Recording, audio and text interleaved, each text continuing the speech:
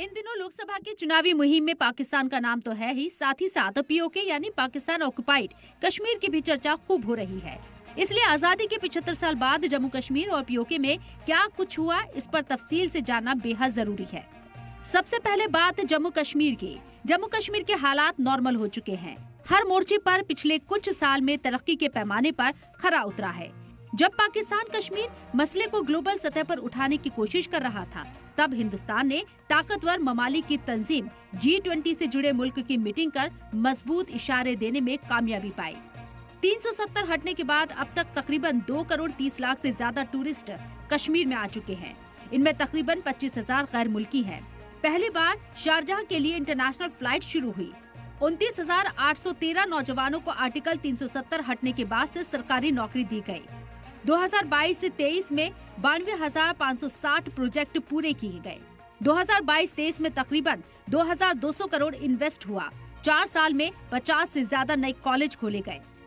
लोकसभा चुनाव में पहली बार रिकॉर्ड 38% से ज्यादा वोटिंग हुई। वोटिंग के लिए पहली बार लंबी लंबी कतारें दिखी। लाल चौक पर जमहूरियत का झंडा लहरा रहा है। पत्थरबाजी पर पूरी तरह से लगाम लग चुकी है। दहशतगर्दी और दरअंदाजी में कमी हुई। इन्वेस्ट और टूरिज्म को बढ़ावा मिला है। इंडस्ट्रीज की तरक्की हुई है। तालीमी निजाम में बेहतरी हुई है। लोग खौफ से आजाद जिंदगी जी रही हैं। कश्मीरी पंडितों की घर वापसी भी हो रही है। कश्मीर में खुलते मल्टीप्लेक्स सिनेमा हॉल भी बताते हैं कि हालात कितने नॉर्मल हैं। करीब 13,000 किलोमीटर में फैले आजाद कश्मीर, जैसा यहाँ के मकामी लोग कहते हैं, में 40 लाख से ज्यादा आबादी है। ये लोग अपना कैबिनेट और अपनी सरकार की बात करते हैं। इसका एक स्ट्रक्चर भी है। पीओके का चीफ प्रेसिडेंट होता है, जबकि पीएम चीफ एग्जीक्यूटिव अफसर है। 10 जिलों में बटे पीओके की राजधानी मुजफ्फराबाद है। इसके पास अपनी सुप्रीम कोर्ट भी है, लेकिन असल में सारा राज कानून पाकिस्तान का चलता है। अब हकीकत ये है कि पाकिस्तान ऑक्युपाइड कश्मीर में स्कूलों और कॉलेजों की कमी है। फिर भी यहाँ लिटरेसी रेट 72% है।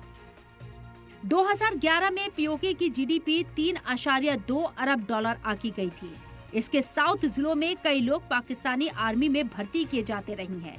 यहाँ के दीगर इलाकों के लोग यूरोप और मिडिल ईस्ट में मजदूरों का काम करने जाते हैं। आंकड़ों की माने तो पीओके की हालत बेहद खराब है। यहाँ कोई तरक्की नहीं हुई है और इस इलाके पर पाकिस्तान का कंट्रोल होने के बावजूद इसे पिछड़ा रहने दिया गया है। पाकिस्तान यहाँ के लोगों को हिंदुस्तान के खिलाफ दहशतगर्दी के तौर पर इस्तेमाल करता रहा है। मुंबई हमलों का मुलजिम अजमल कसाब की ट्रेनिंग पीओके की राजधानी मुजफ्फराबाद में ही हुई थी। पिछड़ेपन और हाशिए पर धकेले जाने की वजह से यहाँ पाकिस्तान के खिलाफ हमेशा गुस्सा रहता है। पीओके में बुनियादी स्ट्रक्चर भी कमजोर है।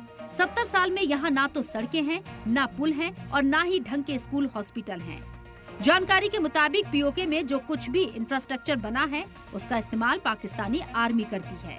वैसे तो महंगाई पूरे पाकिस्तान में ही है, लेकिन पीओके में इसका ज्यादा असर दिखता है। दावा है कि यहाँ के लोगों को सरकार की तरफ से कोई राहत नहीं मिलती है। आटा जैसी जरूरी चीज पर भी सब्सिडी नहीं दी जाती। यहाँ के लोगों की सबसे बड़ी मांगों में से एक आटा पर सब्सिडी भी है। स्ट्रैटेजिक लिहाज से पीओके काफी अहम है। इसकी सरहद कई ममालिक से लगती है। मगरिब में इसकी सरहद पाकिस्तान के पंजाब सूबे और खैबर पख्तूनख्वा से लगती है। नॉर्थ वेस्ट में अफगानिस्तान के वखा कॉरिडोर, नॉर्थ में चीन और ईस्ट में हिंदुस्तान के जम्मू कश्मीर से सरहद जुड़ी हुई है। साल 1949 में आजाद जम्मू कश्मीर के लीडरान और पाकिस्तानी सरकार के बीच एक समझौता हुआ था। इसे कराची समझौता कहा जाता है। समझौते के तहत आजाद जम्मू कश्मीर के लीडरान ने गिलगित बाल्टिस्तान पाकिस्तान को सौंप दिया था। आज हालात ये हैं कि पाकिस्तान ने कश्मीर के जितने हिस्से पर कब्जा कर रखा है, वो बेहद पिछड़ा हुआ है। यही वजह है कि मुश्तबा आजाद कश्मीर और गिलगित बल्टिस्तान के लोग आजादी की मांग करते रहते हैं। सलाम टीवी के लिए नदीम अहमद की रिपोर्ट।